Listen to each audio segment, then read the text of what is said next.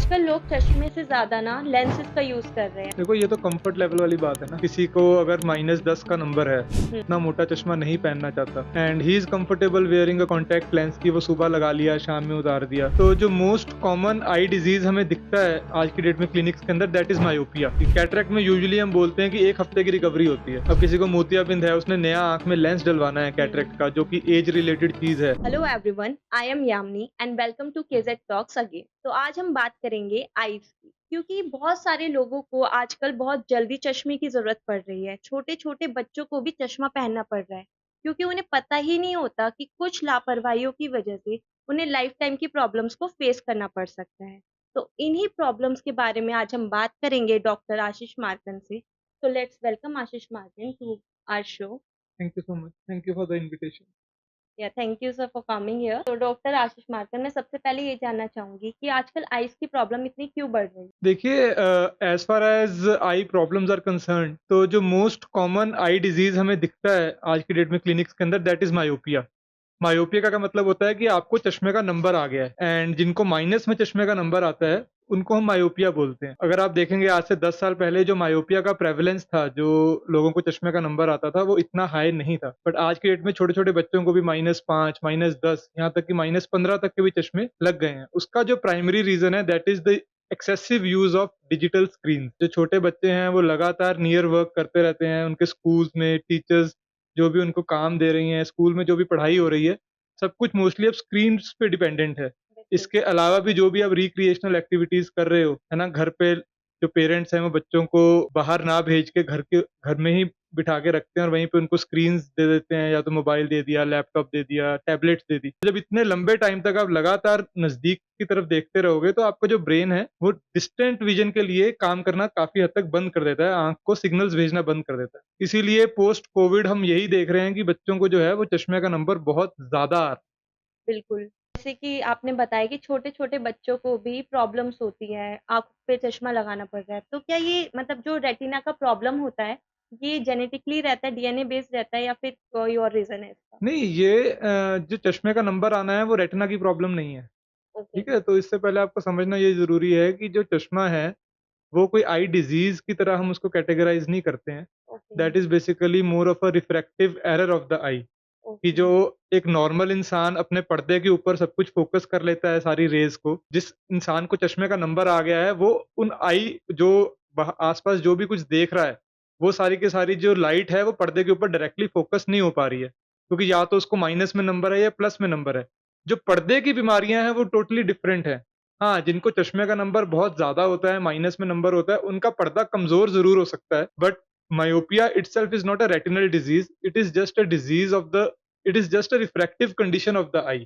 कि किसी की फोकसिंग पावर कम हो गई है, तो उसको अगर वो चश्मा लगाएगा तो उससे वो फोकस अच्छे से कर पाएगा एंड चश्मा लगा के वो क्लियरली देख सकता है। तो जैसे ये अभी हो रहा है कि 4-5 साल के बच्चों को भी चश्मा पहनना पड़ रहा है, तो वो तो नहीं करते उस वक़्त इतना ज़्यादा स्क्रीन यूज़ एंड पढ़ाई भी नहीं कर रहे होते उस वक़्त, तो वो नहीं, प्रॉब्लम क्यों होती है? नहीं, ऐसा नहीं है। अगर आप देखोगे 4 से 5 साल के बच्चों को भी चश्मे का नंबर आ जाता है।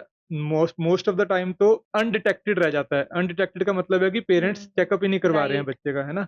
और अगर करवा रहे हैं तो उसमें काफ़ी बच्चों को चश्मे का नंबर आता है।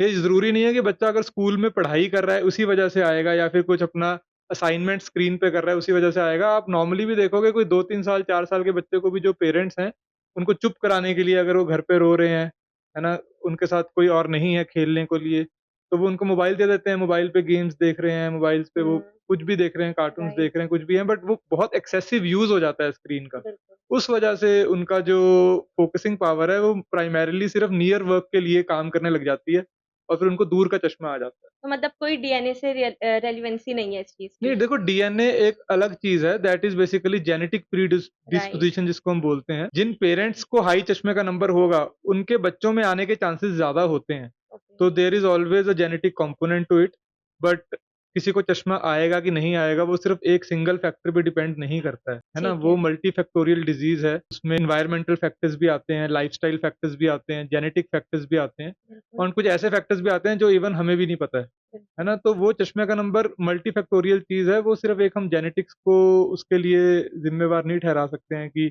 जैसे पेशेंट्स हमारे पास आके पूछते हैं कि मेरे पेरेंट्स को तो चश्मे का नंबर नहीं है, हमें क्यों आ गया? हुँ। तो वो ज़रूरी नहीं है कि सिर्फ़ जिनके पेरेंट्स को आएगा, उन्हीं को ट्रांसमिट होगा वो नंबर ना, तो देयर आर मल्टीपल रीज़न्स जिसकी ओके। वजह से तो जैसे कि आपने बताया कि ये डिटेक्ट नहीं हो पाता कई बार, हुँ, तो हुँ, ऐसे हुँ। कोई आम सिम्पटम्स है जिससे कि पता चल सके लोगों को कि उनको भी प्रॉब्लम है इस चीज़? देखो एक पर्टिकुलर एज तक तो बताना मुश्किल है, जो छोटा बच्चा है वो तो नहीं बताएगा, है ना? इसीलिए गवर्नमेंट ऑफ इंडिया की तरफ से जो स्कूल्स के अंदर स्क्रीनिंग प्रोग्राम्स किए हाँ जाते जी। हैं, है ना?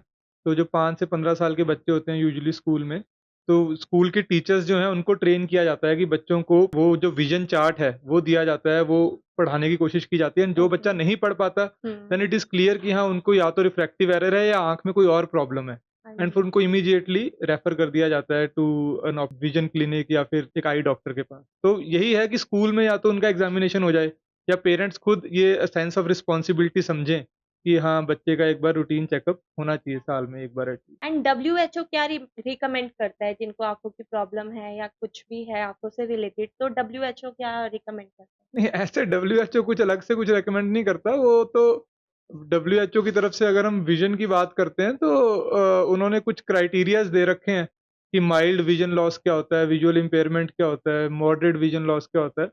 बट डब्ल्यूएचओ की तरफ से ऐसे कुछ कोई स्पेसिफिक गाइडलाइंस या प्रिवेंटिव मेजर्स नहीं होते हैं, मतलब it is not like that. आजकल लोग चश्मे से ज़्यादा ना लेंसेज़ का यूज़ कर रहे हैं because of fashion and all. हाँ, तो हाँ, आपका क्या हाँ। कहना है कि लेंसेज़ आर गुड और जो चश्मा लगाते हैं हम वो ज़्यादा बेटर रहता है? देखो ये तो कम्फर्ट लेवल वाली बात है ना। हाँ जी। अब किसी को अगर -10 का नंबर है, वो हुँ, इतना मोटा चश्मा नहीं पहनना चाहता बिल्कुल। And he is comfortable wearing a contact lens कि वो सुबह लगा लिया, शाम में उतार दिया। उसमें पेशेंट की मोटिवेशन भी है कि क्योंकि हाई मेंटेनेंस चीज़ है ये। हाँ जी, आपको रोज़ निकालना है, रोज़ उसको फिर एक क्लीन सॉल्यूशन में रखना है, हाँ देन जी, नेक्स्ट मॉर्निंग फिर से लगाना है। हाँ तो जी। आई वुड नेवर से कि कॉन्टैक्ट लेंस लगाना कोई बुरी चीज़ ओके। है ना? आप लगाइए बट हमेशा एक स्पेशलाइज़्ड डॉक्टर को दिखा के ही कॉन्टैक्ट लेंस प्रिस्क्रिप्शन लेनी है। हुँ। आजकल हम कई बारी देखते हैं कि ओवर द काउंटर बहुत सारे कॉन्टैक्ट लेंसेज़ लोग ले लेते हैं, स्पेशली जो कॉस्मेटिक कॉन्टैक्ट लेंसेज़ हैं, जो कलर्ड कॉन्टैक्ट लेंसेज़ हाँ होते जी, हैं, हाँ जी। वो गलत चीज़ है। ओके, क्योंकि वो कॉन्टैक्ट लेंसेज़ जो हैं, उनकी फिटिंग अच्छी नहीं होती है बहुत बार। Okay, once in a while it is fine कि आपने एक आधी बार कभी यूज़ करना है, आपने कर लिया, बट देयर आर पीपल जो रेगुलरली यूज़ करते हैं ओके, कॉस्मेटिक कॉन्टैक्ट लेंसेज़, वो चीज़ गलत है, उसकी वजह से आपको क्रॉनिक एलर्जी हो सकती है आइज़ में। ओके, इरिटेशन हो सकती है, ड्राई आइज़ की प्रॉब्लम हो सकती है। तो हमेशा एक आई स्पेशलिस्ट को मिलके अगर आपको लगता है कि हाँ, वो एक बार चेक कर लेंगे, आपकी आई को प्रॉपर्ली एग्ज़ामिन करेंगे एंड इफ दे फील कि हाँ, कि आपको आइज़ में कुछ प्रॉब्लम है and you are not suitable to wear long term contact lenses, then वो फिर आपको अवॉइड करना चाहिए। कॉन्टैक्ट लेंसेज़ को हमें कितने समय तक पहनना चाहिए? कोई ड्यूरेशन होता है इसका? नहीं, नॉर्मली जो कॉन्टैक्ट लेंसेज़ हैं, at a stretch you can wear for maximum 6 to 8 hours. Okay, उससे ज़्यादा आपको अवॉइड करना चाहिए, मतलब 8 टू 10 आवर्स हो गया। एक्सटेंडेड वियर कॉन्टैक्ट लेंसेज़ भी आते हैं, जो थोड़ी और लंबे टाइम के लिए डाल हाँ सकते हैं। जी, बट जो कलर्ड कॉन्टैक्ट लेंसेज़ हैं, आई वुड से या तो उसको अवॉइड ही करिए। अगर डालना ही है तो maximum 3-4 hours, not more than that. Okay. And आजकल लोग ना सर्जरी कराना प्रेफ़र करते हाँ। हैं कि आँखों की सर्जरी करा ली जाए तो उनको भी ईज़ी रहता है। तो क्या आँखों की सर्जरी जब कराते हैं तो क्या पूरी आँखों से निकाला जाता है या फिर आँखों के अंदर यूज़ रखा जाता नहीं, नहीं, नहीं, आइज़ को नहीं निकाला जाता है, ऐसा कुछ भी नहीं है कि हमारे पास भी पेशेंट्स आके पूछते हैं बहुत बार कि हम आँख की सर्जरी करवाने आए हैं, तो क्या आप हमारी आँख निकाल लोगे? ऐसा नहीं है कि आई निकाल दी, पेशेंट को भेज दिया, अब आपकी आँख हुँ, पे हम बिल्कुल। ऑपरेट करेंगे। बहुत ही मिनिमली इन्वेसिव सर्जरीज़ होती हैं, बहुत ही हाई एंड सर्जरीज़ हैं ये। हुँ, बहुत ही आप ऐसे ले लीजिए कि बहुत ही एडवांस्ड टेक्नोलॉजी है, बहुत ही एडवांस्ड मशीन्स हैं हमारे पास एंड उससे हम बेसिकली ऑपरेट करते हैं। पेशेंट अवेयर रहता है, हुँ, पेशेंट को पता होगा कि he is on the OT table, आस-पास उसको सुनाई भी सब कुछ दे रहा होगा, है ना? ओके, बस उसकी आई में लेकिन उसको कोई पेन नहीं होगा, it is a painless procedure, ऐसा ओके, नहीं है। चाहे आप चश्मा उतारने वाली सर्जरी करवा रहे हैं, चाहे आप कोई भी सर्जरी करवा रहे हैं, कैटरेक्ट सर्जरी करवा रहे हो, पर्दे की सर्जरी करवा रहे हो, आँख का प्रेशर बढ़ गया उसकी सर्जरी करवा रहे हो and the all these procedures are painless. वो हम आँख के ओके, आस-पास आँख को सुन्न कर देते हैं ओके। एंड पेशेंट फिर उसके हिसाब से पेशेंट एक बार उसको सुन्न कर देते हैं आँख को एंड फिर सर्जरी की जाती है। ऐसा नहीं है कि हम पूरी की पूरी आँख को निकाल देते हैं और फिर सर्जरी करते हैं। तो जैसे सर्जरी के बाद आपका जो नॉर्मल विज़न है वो कब तक वापस आता है? देखो ये डिपेंड करता है कि आप कौन-सी सर्जरी करवा रहे हो। अगर तो आप चश्मा उतारने वाली सर्जरी करवा रहे हो तो उसकी रिकवरी तो बहुत फ़ास्ट है ना? आप नेक्स्ट डे से ही काम पे जा सकते हो, 24 से 48 घंटे के अंदर आपकी रिकवरी हो जाती है। अब आप सर्जरी करा रहे हो कैटरेक्ट की, कैटरेक्ट में यूजुअली हम बोलते हैं कि 1 हफ्ते की रिकवरी होती है। हाँ अब जी। किसी को मोतियाबिंद है, उसने नया आँख में लेंस डलवाना है कैटरेक्ट हुँ। का, जो कि एज रिलेटेड चीज़ है, जो बूढ़े लोगों में ज़्यादा होती है, तो उनके अंदर यूजुअली रिकवरी हफ्ते 10 दिन में हो जाती है। और अगर आपकी रेटिना की सर्जरी हुई है कि आपको पर्दे में कोई प्रॉब्लम है, आपकी पर्दे की कोई सर्जरी हो रही है, उसमें यू कैन एक्सपेक्ट कि आपकी जो रिकवरी है वो धीरे-धीरे होती है। मिनिमम 3 टू 6 मंथ्स लग सकते हैं रिकवरी होने में। सर्जरी के बाद आँखों को कैसे क्लीन करना चाहिए? क्योंकि हमें उसके बाद भी ध्यान रखना चाहिए अपनी आँखों का जैसे कि होता है। हाँ, ये देखो ये बहुत इम्पोर्टेंट है कि पोस्ट ऑपरेटिव पीरियड के अंदर जब आपकी सर्जरी हो हाँ गई है, जी। उसके बाद आपको हाइजीन का बहुत ज़्यादा ध्यान रखना है। ओके, ये इसलिए इम्पोर्टेंट है क्योंकि सर्जरी के टाइम पे आँख में कट्स लगते हैं, है ना? ओके। वो मिनिमली बहुत ही छोटे-छोटे कट्स हैं, वो आपको बाहर से नहीं दिखते हैं, बट बहुत माइक्रोस्कोपिक कट्स होते हैं, बट वहाँ से कई बारी आँख में इन्फेक्शन हो सकती है अगर आप अपना हाइजीन नहीं मेंटेन करेंगे, ओके। है ना? तो इसलिए पहली चीज़ तो ये है कि ऑब्वियसली हर सर्जरी के बाद आँख में से वाटरिंग हो सकती है, थोड़ा बहुत रेडनेस हो सकती है। तो आपको जो भी एंटीबायोटिक्स वगैरह और जो भी ड्रॉप्स हम बताते हैं, वो आपने टाइमली डालने हैं जैसे बताए जाते हैं। हुँ, दूसरा ये है कि आपको लगता है कि स आँख में से पानी आ रहा है तो आप वाइप्स यूज़ करिए, ओके। है ना? या फिर एक क्लीन टिश्यू पेपर यूज़ करिए। वो भी नहीं कर सकते हो तो एक बाउल में आप गर्म पानी उबाल के रख लो, उसमें कॉटन बॉल्स रख लो, है ना? उन कॉटन बॉल्स के साथ आप उसको क्लीन करो और एक बार सिंगल यूज़ करके फिर उसको आपने डिस्कार्ड कर देना है। ओके, इसी तरह से सुबह आपको लगता है कि आपकी आँख चिपक रही है, तब भी उसको आपने इसी तरह से वेट कॉटन के साथ क्लीन करना है अच्छे से। ओके, एंड कोई थर्ड पर्सन मतलब कोई दूसरा पर्सन आपकी आँख में आई ड्रॉप्स डालेगा, आपको सेल्फ मेडिकेट नहीं करना है। ओके, ऐसा नहीं है कि आप खुद ही वो आई ड्रॉप डाल रहे हो अपनी आँख के अंदर ना, देन फिर आपके कई बार इन्फेक्शन के चांसेस बढ़ सकते हैं। तो okay, there should be somebody with you okay, at least जो आपका पोस्ट ऑपरेटिव रिकवरी पीरियड है 1 वीक, 2 वीक्स जब तक मेडिसिन्स चलती हैं, तो ऑलवेज़ आस्क समबडी एल्स कि वो आपके बिहाफ़ पे आपकी आँख में मेडिसिन डाले। ठीक है। एंड जैसे लोगों को ना स्वेलिंग आ जाती है आँखों में, कभी भी रेडनेस आ जाती है, हुँ, तो क्या हुँ। इसके लिए कोई टिप्स है कि वो इसका ध्यान रख सके पहले से? देखो, अब स्वेलिंग के तो बहुत सारे कारण हैं, है ना? हुँ, सबसे पहला टिप तो यही है कि अगर आपको लग रहा है कि आपको बार-बार रेडनेस, स्वेलिंग इस तरह से हो रही है, तो जाके अपने आई डॉक्टर को मिलो, है ओके, ना? ऐसे कोई प्रिवेंटिव टिप नहीं है। आप मेरे को बोलो कि कुछ ऐसा बता जाओ कि हम वो करने लग जाएँ और हमारी आँख कभी रेड ना हो, हुँ, वो पॉसिबल नहीं है। आँख में कोई भी बीमारी अगर होती है ना, वो 2-3 तरह से ही प्रेज़ेंट करती है। या हुँ, तो विज़न लॉस हो सकता है हुँ, ना? या फिर आई रेड हो सकती है, आँख या में दर्द हो राइट, सकता है। ओके, आँख से पानी आ सकता है। यही हुँ, 3-4 चीज़ें हो सकती हैं आँख में, लेकिन जो बीमारियाँ हैं वो कम से कम 100-200 तरह की बीमारियाँ हैं, हाँ है जी, ना? हर तरह की बीमारी इसी तरह से प्रेज़ेंट करती है। हुँ, तो अगर आपको रेडनेस हो रही है, उसका ये मतलब नहीं है कि आपको आँख में इन्फेक्शन ही होगी, ओके, है ना? एलर्जी भी हो सकती है, राइट, आपका आँख का प्रेशर भी बढ़ सकता है, हुँ, आँख को बीपी की वज़ह से ब्लड भी आ सकता है आँख के बिल्कुल, अंदर। तो इसलिए जब भी कोई आँख में प्रॉब्लम आए, तो आई डॉक्टर को मिलना है स्पेशली उसी टाइम पे आप जाओ, इमरजेंसी में दिखाओ, है ओके, ना? रेदर देन ये सोचने की कि हाँ यार, मेरे साथ वाले कलीग को भी रेडनेस हुई थी, उसने ये ड्रॉप डाली थी, मैं भी वही डाल लेती हूँ, शायद उससे हाँ ठीक हो जी, जाएगा। नहीं, हर किसी का मतलब हो सकता है आपके केस में जो रेडनेस है, वो किसी और रीज़न की वज़ह से है। तो बिल्कुल। प्रिवेंटिव टिप्स कुछ नहीं होते हैं, बट ये है कि हाँ, उस चीज़ को अर्जेंटली मैनेज किया जा सकता है, प्रोवाइडेड कि आप टाइमली डॉक्टर के पास चले जाएँ। तो हमें मतलब कि खुद से कोई प्रिकॉशन नहीं लेना चाहिए, पहले डॉक्टर से रिकमेंडेशन लेनी चाहिए एंड पता करना चाहिए कि आपको एग्ज़ैक्ट क्या प्रॉब्लम है, तभी आप अपनी आइज़ का इलाज कराएँ। हाँ, मतलब प्रिकॉशन इन सेंस कि अब ये है कि आप धूल-मिट्टी वाले एरिया में काम कर रहे हो अगर, हाँ जी, है ना? तो obviously you should put on some protective gear. Okay. आप ग्लासेस वगैरह या प्लेन ग्लासेस, गॉगल्स वो लगा लो। बहुत ज़्यादा धूप में काम है तो एटलीस्ट सन ग्लासेस लगा लो, हुँ, है ना? उस तरह से वो एक नॉर्मल प्रोटेक्टिव चीज़ें आप यूज़ कर सकते हो। आस-पास कहीं पे काम चल रहा है, अब हमारे पास ऐसे पेशेंट्स आते हैं कि वो कहते हैं कि सर हम तो खड़े थे साइड पे और कोई और कंस्ट्रक्शन का काम चल रहा था और वो लोहे का टुकड़ा टूट के हमारी आँख में चला गया, हाँ जी, है ना? कोई हैमर चिज़ल इंजरी हो गई। अब उसमें ना तो उसकी गलती है, ना मारने वाले की गलती है बिल्कुल। ना?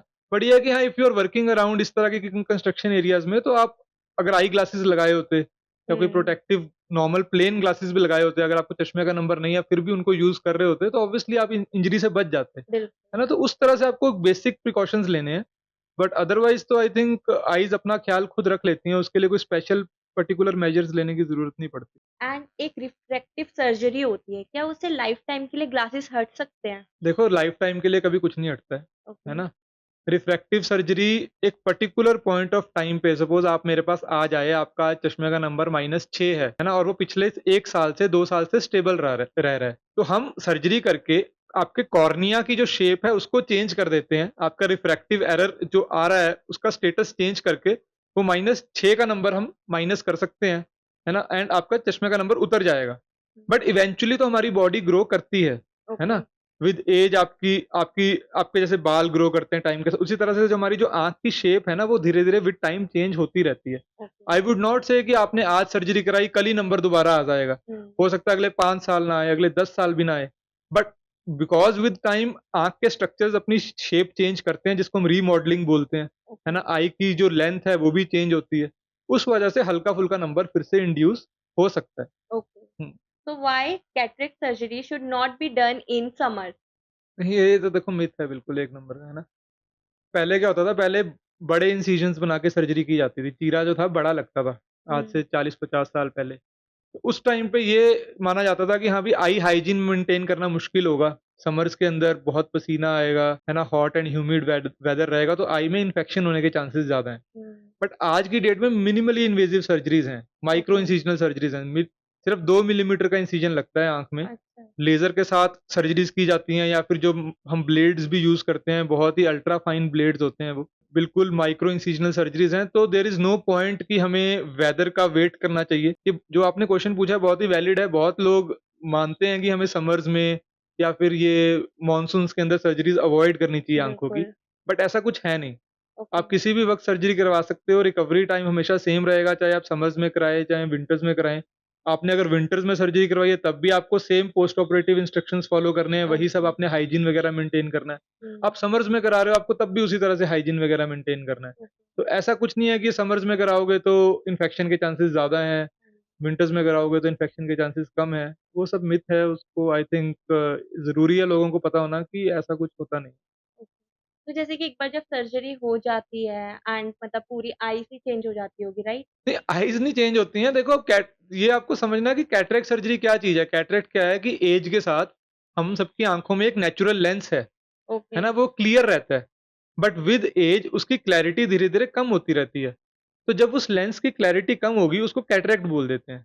ओके, तो जो लाइट आपकी आँख में नॉर्मली जानी चाहिए, है ना? वो कम जाती है कैटरेक्ट की हाँ वजह से। जी, तो हम क्या करते हैं, हम कैटरेक्ट सर्जरी करके उस कैटरेक्ट को रिमूव कर देते हैं और आँख में एक आर्टिफिशियल लेंस डाल देते हैं। ओके, बाहर से दिखने में आपकी आँख वैसे ही लगेगी जैसी कैटरेक्ट के साथ लगती है। आपको पता भी नहीं लगेगा कि आँख में कोई सर्जरी हुई है आपके। ओके। तो ऐसा नहीं है कि आँख का कोई बहुत मेजर स्ट्रक्चर चेंज हो जाता है या आँख दिखने में चेंज हो जाती है, ऐसा कुछ नहीं है। आजकल ना हर चीज़ का कोई ना कोई इलाज होता है एंड एक्सरसाइज़ भी होती है। क्या आँखों को लेकर भी कोई ऐसी एक्सरसाइज़ेज़ है जिससे प्रॉब्लम नहीं, ठीक हो आँखों को सके? लेके कोई एक्सरसाइज़ नहीं है। आई एक्सरसाइज़ जो आप सोशल मीडिया पे देखते हो, हाँ लोग जी, बहुत ज़्यादा बताते बिल्कुल। हैं कि आप ऐसे थंब को पास लेके आओ, उस पे हुँ, फ़ोकस हुँ। करो, या फिर आई को हर तरफ घुमाओ, उससे आपकी विज़न हाँ इंक्रीज़ कर जी, जाएगी, आपका चश्मे का नंबर कम हो जाएगा, वो सब नहीं होने वाला, नहीं है ना? होता है। वो जो एक्सरसाइज़ है, वो सिर्फ़ आपके आई मसल्स की स्ट्रेंथनिंग के लिए ओके, है ना? आँखों के मसल स्ट्रॉन्ग होने से आपका चश्मे का नंबर नहीं उतरता है, ना ही हुँ, आपकी विज़न बढ़ती है।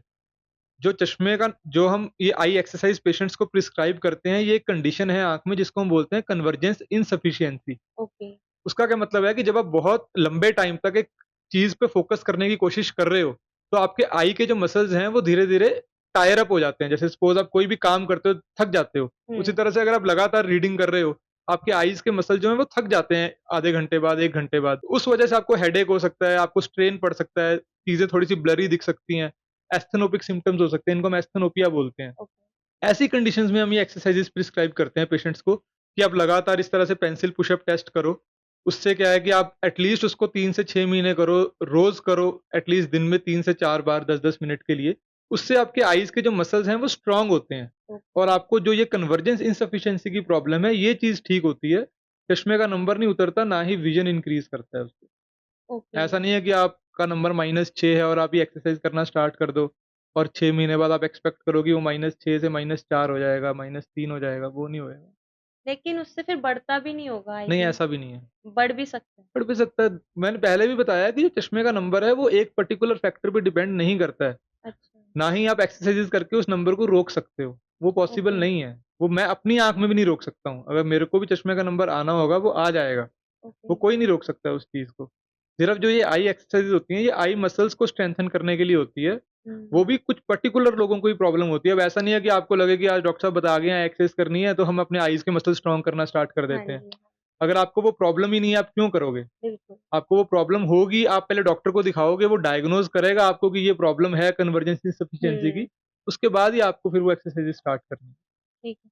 एंड एक और चीज़ है, मैंने बचपन से सुनती आ रही हूँ कि गीली घास पे चलना चाहिए, तो आँखों की नज़र थोड़ी आप ठीक चाहे होती गीली है। पे चल लो, चाहे सूखी पे चल लो, आपकी नज़र नहीं बढ़ेगी, ना ही उससे चश्मा उतरेगा। वो ओके, सब मिसकंसेप्शंस हैं, ना गाजर खाने से, ना गीली घास पे चढ़ने चलने से, ना आँवला खाने से किसी चीज़ से नज़र इंक्रीज़ नहीं करती। ओके मतलब इससे कोई फ़र्क नहीं पड़ता, नहीं, कोई डॉक्टर बात से ही मतलब हमें ज़्यादा नहीं, मतलब ध्यान। आपको चश्मे का नंबर है, आपको चश्मा लगाना है, मतलब वो इट इज़ हाँ, एज़ सिंपल बिल्कुल, एज़ दैट। उसमें ना पहली बात तो ये कि वो आँख की कोई बीमारी है ही नहीं। वो एक रिफ्रैक्टिव स्टेट है आपकी आँख का। ठीक है है। ना? आपको अगर आप कुछ सुनने की कोशिश कर रहे हो, आपने सपोज़ म्यूज़िक लगा रखा है, हाँ जी। आपको कम सुनाई दे रहा है वो चीज़, आप उसकी वॉल्यूम अप कर लोगे ना, हाँ, हाँ, है ना? बिल्कुल। वो चीज़ कर लोगे। अब उसमें ये थोड़ी ना है कि आपको लगेगा कि मैं अपना कान मेरे कान में कुछ प्रॉब्लम है या उसी तरह से आपको एक रिफ्रैक्टिव स्टेट ऑफ द आई है आपकी, है ना? ओके। आपको वो चीज़ आपकी फ़ोकस नहीं हो रही नॉर्मल वे से, तो आप हुँ। उसमें चश्मा लगा लो, कॉन्टैक्ट लेंस लगा लो, वो भी नहीं करना चाहते सर्जरी करवा लो, उससे हो जाएगा। तो जैसे कि ना बहुत ज़्यादा मतलब बच्चों के भी ना डार्क सर्कल्स आ जाते हैं, क्या ये आई साइट से रिलेटेड है? नहीं देखो जो डार्क सर्कल्स है ना, पहली चीज़ तो ये है कि dark circles eye surgeons treat नहीं करते हैं। We as eye surgeons we do not deal with dark circles. ये जो प्रॉब्लम होती है ना, ये डर्मेटोलॉजिस्ट या स्किन स्पेशलिस्ट देखते हैं। ओके, हर आँख के आस-पास का हिस्सा आई डॉक्टर नहीं देखता है, अच्छा, ठीक है? दूसरी चीज़ कि जो डार्क सर्कल्स हैं, वो विज़न से रिलेटेड नहीं है। ओके, ऐसा नहीं है कि जिसकी विज़न ज़्यादा है उसको डार्क सर्कल्स कम होंगे, जिसकी विज़न कम है उसको डार्क सर्कल्स ज़्यादा होंगे, बिल्कुल, ये भी नहीं है। तीसरा जो डार्क सर्कल्स हैं वो भी मल्टीफैक्टोरियल है ओके, ना? वो भी मल्टीपल फैक्टर्स पे डिपेंड करता है जिसमें से मोस्ट इम्पोर्टेंट तो लाइफ़स्टाइल और स्ट्रेस रिलेटेड एनवायरनमेंट है, ओके, आपका लैक ऑफ स्लीप की वजह से। और ब हार्मोनल चेंजेस की वजह से है, वैस्कुलर फैक्टर्स होते हैं, बहुत सारे फैक्टर्स हैं बट किसी को डार्क सर्कल्स हैं तो I doctor is not the right person to contact. Okay, obviously हम आपको मेडिसिन्स वगैरह वो बता सकते हैं बट उसका जो एग्ज़ैक्ट ट्रीटमेंट है वो एक कॉस्मेटोलॉजिस्ट या फिर एक डर्मेटोलॉजिस्ट ही करता है। ओके। एंड जैसे अभी आपने बताया कि लैक ऑफ स्लीप की वज़ह से डार्क सर्कल होते हैं, तो क्या आई साइट भी इसी की वज़ह से वीक हो सकती है लैक ऑफ स्लीप की वज़ह से? ना नहीं, सोने की? लैक ऑफ स्लीप की वजह से ऐसे आपकी आई साइट वीक नहीं होगी। मतलब ओके, आपको अगर चश्मे का हाँ, ऑब्वियसली अगर आप लैक ऑफ स्लीप में बहुत सारा वो काम कर रहे हो जो नहीं करना चाहिए। हुँ, अब लगातार पढ़ाई कर रहे हो 10-10, 12-12, 15-15 घंटे सिर्फ़ नियर वर्क चल रहा है आपका। बिल्कुल, आप ना सो के सारा टाइम पे लैपटॉप पे मूवीज़ या उस तरह से नियर वर्क आपका ज़्यादा है, तो ऑब्वियसली चश्मे का नंबर ज़्यादा आ जाएगा। बिल्कुल। बट पर से अगर आप बोलो कि हम कम सोए हैं इस वजह से चश्मे का नंबर ज़्यादा आ रहा है, वो ज़रूरी नहीं है। एंड मतलब हमें कितना रिलैक्स देना चाहिए अपनी आईज़ को पर डे कि लोगों को ध्यान रख रहे उस चीज़ का? नहीं रिलैक्स आइज़ रिलैक्स्ड ही हैं मतलब आपको अपनी बॉडी एंड माइंड को अल्टीमेटली रिलैक्स करना है। आइज़ को रिलैक्स करने का कोई अलग से तरीका तो है नहीं। अब मैं बैठा हूँ आपसे बात कर रहा हूँ, मेरी आइज़ रिलैक्स्ड हैं। मतलब आप क्या चाहते हो कि आप आँख बंद करके बैठो? ऐसा कुछ नहीं है। वो आप अपना एक दिन में या ड्यूरिंग द एंटायर डे अगर आप 7 से 8 घंटे सो रहे हो that is enough okay, sleep. But sleeping is not essential कि आप इसलिए सो रहे हो कि आपको आई हेल्थ अच्छी रखनी है। ओके। आप इसलिए सो रहे हो क्योंकि आपको ओवरऑल अपनी बॉडी, अपना माइंड वो हेल्दी रखना है ना। हुँ, आपको अपनी बॉडी को प्रिपेयर करना है फॉर द नेक्स्ट डे। इसलिए ओके, नहीं सोते हैं कि हाँ, भी हमारी आई हेल्थ अच्छी हो जाएगी। तो आई हुँ, हेल्थ का कुछ भी आपकी स्लीप से इस तरह से डायरेक्टली कुछ लेना-देना नहीं है। ओके। एंड कुछ लोगों का क्या होता है कि एक आँख का नंबर ना ज़्यादा होता है एंड दूसरी आँख ठीक है, ज़्यादा नहीं है, तो क्या उनको चश्मा लगाते रहना चाहिए? हाँ, लगाना चाहिए। वो तो चांस वाली बात है, किसी को एक में नंबर माइनस ज़्यादा आ गया है, एक में नहीं आया। That is just by chance.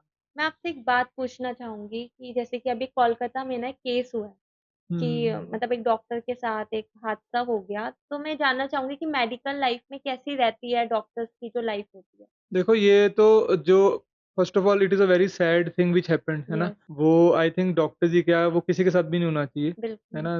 वो दैट जस्ट शोज़ कि हमारी सोसाइटी की थिंकिंग मेंटालिटी कैसी है। बिल सेकंड थिंग इज़ कि हाँ, ऑब्वियसली जो डॉक्टर्स हैं जब वो अपनी ट्रेनिंग पीरियड में होते हैं, जब हम भी अपनी ट्रेनिंग पीरियड में थे, है ना? There is always this lack of curriculum I would say कि ऐसे कोई फिक्स्ड ड्यूटी आवर्स नहीं है हमारे। बिल है ना? कि it is not a 9 to 5 job ever, ना ही कॉलेज के कोई फिक्स टाइमिंग्स रहते हैं। बिल अब उसके अंदर किसी की नाइट ड्यूटी लगती है, हर किसी की लगती है, हमने भी करी हैं हुँ, लगातार eight a stretch 36 hours duties, तो उसमें सेफ्टी का इश्यू हमेशा रहता बिल्कुल, है ना? वो इश्यू मल्टीपल रीज़न्स की वजह से है। पहला तो ये है कि या तो 2-3 लोग ही पोस्टेड हैं, एक बिल्कुल, पर्टिकुलर इमरजेंसी में, एक पर्टिकुलर ऑन कॉल वार्ड में या कहीं पे भी देर सिर्फ़ 2-3 लोगों का स्टाफ रात में होगा, है ना? सेकंड है कि अब मैक्सिमम लोग तो घर से बाहर हॉस्टल्स में रह रहे हैं, जब हुँ, मेडिकल के राइट, लिए अपनी पढ़ाई एमबीबीएस की, एमडी की, कोई भी हुँ, पढ़ाई करने जा रहे हैं। तो ज़रूरी नहीं है कि आपका जो जहाँ पे आप रह रहे हैं और जहाँ पे आप काम करने रात को जाएँगे हॉस्पिटल में,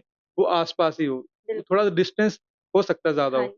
मोस्टली जो फीमेल हमारी कलीग्स हमारे टाइम पे भी जब हम ट्रेनिंग ले रहे थे, they always faced this difficulty उनको हमेशा प्रॉब्लम होती थी कि यार अब ड्यूटी खत्म हो गई, अब रात को 4 बजे घर जाना है, कैसे जाएँगे? या हुँ, रात को 10 बजे ड्यूटी करने जाना है, कैसे जाएँगे? हुँ, तो हुँ, ऑब्वियसली हाँ, अगर कुछ तुम्हारे साथ मेल फ्रेंड्स हैं, they would always accompany them कि यार हमें साथ ले जा या हमें साथ में ड्रॉप कर दो, है बिल्कुल, ना? But the point two understand is कि ये ऐसी फीलिंग आनी ही क्यों चाहिए?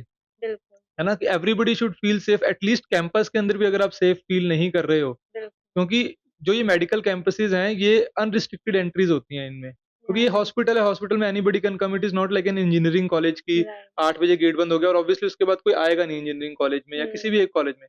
बट मेडिकल कॉलेजेस जो होते हैं, वो हमेशा एक हॉस्पिटल के साथ लिंक्ड होते हैं, ओके, है ना? हॉस्पिटल के दरवाजे तो 24 घंटे सबके लिए खुले हैं। बिल्कुल, उसमें तो आईडी कार्ड देख के तो एंट्री होगी नहीं किसी की हुँ, भी। तो उस टाइम पे कोई भी घुस जाता हाँ है जी, ना? कोई भी घुस सकता है। राइट, उस रात को 12-1 बजे एनीबॉडी कैन गो। जो गार्ड है उसको लगेगा पेशेंट आ रहा है हाँ जी, हॉस्पिटल, बिल्कुल, एंड जो जो ड्यूटी करने जा रहा है, कोई फीमेल जा रही है ड्यूटी करने रात में, एंड उसको एटलीस्ट आप लेके चलो कि 5-10 मिनट भी वॉक करना है अपने वर्क प्लेस तक। बट उस हुँ, दौरान उसके साथ कुछ भी हो सकता है। राइट, तो मैंने जब अभी रिसेंटली इस बारे में बात भी करी है कि जो सिक्योरिटी फोर्सेस है उनको और स्ट्रॉन्ग स्ट्रॉन्ग मतलब होना चाहिए गवर्नमेंट को या मेडिकल कॉलेजेस को। They should just make sure, है ओके, ना? कि या तो एक्स्ट्रा सिक्योरिटी, सीसीटीवी कैमरास ये सब इंस्टॉल होने चाहिए, या फिर इस तरह से कुछ चेकिंग होनी चाहिए कि कौन आ रहा है कैंपस में, कौन जा रहा है, क्योंकि जो ये अभी रिसेंटली हुआ है वो तो मतलब नोबडी वुड एवर इमेजिन्ड कि या कैंपस के सेमिनार सेमिनार रूम में कैसे हो सकता है ना? दैट बिल्कुल, is very sad but very disheartening. तो वही है कि हाँ, मेडिकल कॉलेजेस के अंदर देखो लाइफ तो हमेशा से सबकी टफ ही रही है। ऐसा नहीं है कि it is not a cake walk, है ना? बिल्कुल, एंड राइट, वो आई थिंक आगे चल के भी लाइफ में कभी केक वॉक रहती नहीं है हमारी। It is always a very busy schedule. अभी भी यहाँ आने में भी मेरे को I know how I have managed to come here, to be okay, very frank, है ना? तो वही है कि this is the way it is, but हाँ, अगर गवर्नमेंट, मेडिकल कॉलेजेस की अथॉरिटीज़ वगैरह दे टेक सम रिस्पांसिबिलिटी कि जो फीमेल डॉक्टर्स हैं, उनकी सेफ्टी की, उनकी ट्रांसपोर्टेशन की, तो आई थिंक इन चीज़ों को और बेटर किया जा सकता है। तो गाइस आज के पॉडकास्ट में हमने बहुत कुछ सीखा आँखों को लेकर एंड आपको पता भी चला होगा कि डॉक्टर्स की लाइफ कैसी होती है। तो मुझे भी बहुत अफ़सोस है उस बात को जानकर जो भी हुआ कोलकाता में। तो thank you so much for watching this video. Thank you doctor thank you Martin so too much, coming thank you. Here.